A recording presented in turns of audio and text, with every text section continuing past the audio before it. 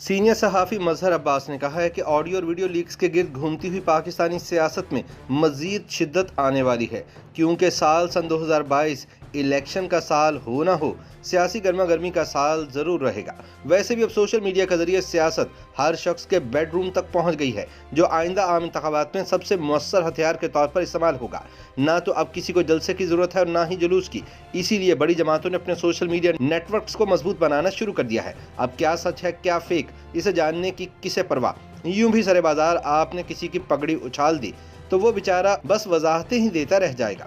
अपने ताज़ा सियासी तज्जिये में मजहर अब्बास कहते हैं कि जो सियासत 70 की दिहाई में ड्राइंग रूम से निकलकर गली कूचों और मैदानों में आ गई थी, वो वापस उसी डगर पर जा रही है। अब सियासत एक मोबाइल मैसेज या एक ऑडियो या वीडियो लीक की मार है। लिहाजा अब सियासी जमातों को सियासी कारकुन नहीं बल्कि IT का तजुर्बा रखने वाले माहिरीन चाहिए। ये काम तहरीक इंसाफ ने सन 2013 में खासे मौसर अंदाज में किया, मगर अब हर बड़ी जमात इस पर काम कर रही है।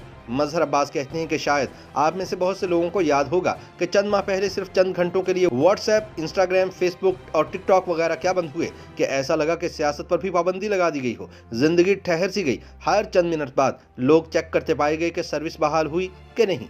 जब जहां वज़ीर आज़म से लेकर एक आम आदमी तक नेटवर्क से जुड़ा हुआ हो, वहां सर्विस मुअत्तल हो जाना किसी सजा से कम नहीं होता। मजहर अब्बास याद दिलाते हैं कि शहबाज शरीफ ने अपने दौर में हजारों की तादाद में लैपटॉप्स तकसीम किए। फायदा बहरहाल इसका खान साहब ने उठाया, क्योंकि उनका नेटवर्क ज्यादा मजबूत था।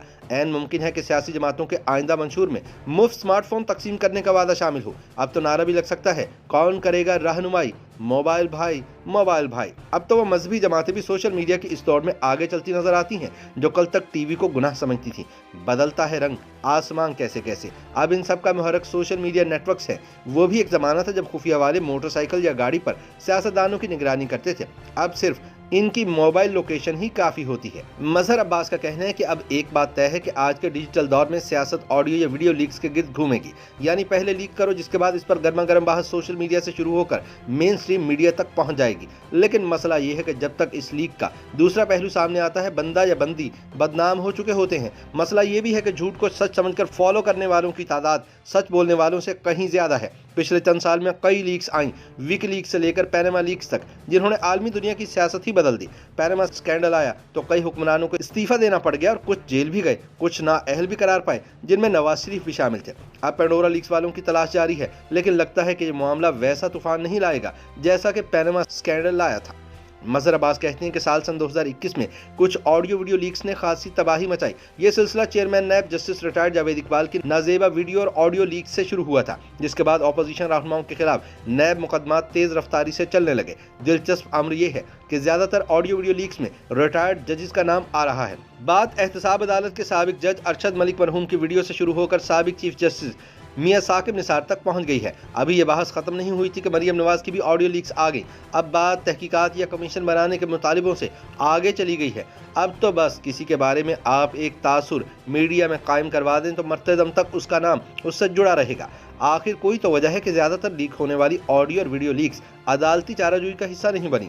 ना ही किसी ने अपने दिफा के लिए इनका सहारा लिया, ना ही किसी ने इन्हें अदालत में चैलेंज किया। बकौल मजहर अब्बास, ऑडियो और वीडियो लीक्स के गिर्द घूमती ये सियासत नए साल में भी जारी रहेगी। ऐन मुमकिन है कि इसमें तेजी आए। अब फकीराना सियासत का जमाना नहीं रहा और ना ही अब वो सहाफत रही। बस कोई लीक हाथ लग जाए तो कई दिन की फुर्सत। सियासतदानों के इनफरादी भी और जमातों के भी सोशल मीडिया नेटवर्क्स मौजूद हैं। अब तो जेलों और अकूबत खानों में भी सोशल मीडिया मौजूद है। यहाँ बैरक में बैठे क्रिमिनल्स अपने साथियों के जरिए कार्रवाई जारी रखने का कहते हैं। अब हाथ में कलम और नोटबुक नहीं होती, कैमरे की जगह स्मार्टफोन ने ले ली है। मोबाइल से टिक्कर्स लिखकर भेज दो, बस फिर दफ्तर जाने की बजाय कैंटीन में बैठकर चाय पियो। लिहाजा आज की सियासत डिजिटल हो गई है। बस आप अपने सामने कैमरा रखें और कौम से खिताब शुरू। मगर इस सब में थोड़ी सी मुश्किल ये है कि आप ये समझ बैठते हैं कि आपके सोशल मीडिया अकाउंट को लाइक करने वालों की तादाद लाखों में है, लिहाजा ये आपके फॉलोअर्स बन गए हैं। साबिक फौजी सदर परवेज मुशर्रफ भी इसी गलत फहमी में मुल्क वापस आए तो सिर्फ चंद सौ अफराद उनके इस्तकबाल के लिए मौजूद थे। लिहाजा अब आप नताइज तस्लीम करें या ना करें, ये तो तय है कि अगला इलेक्शन डिजिटल होगा। यानी पहले RTS सिस्टम बैठा था और अब EVM सिस्टम आजमाइश में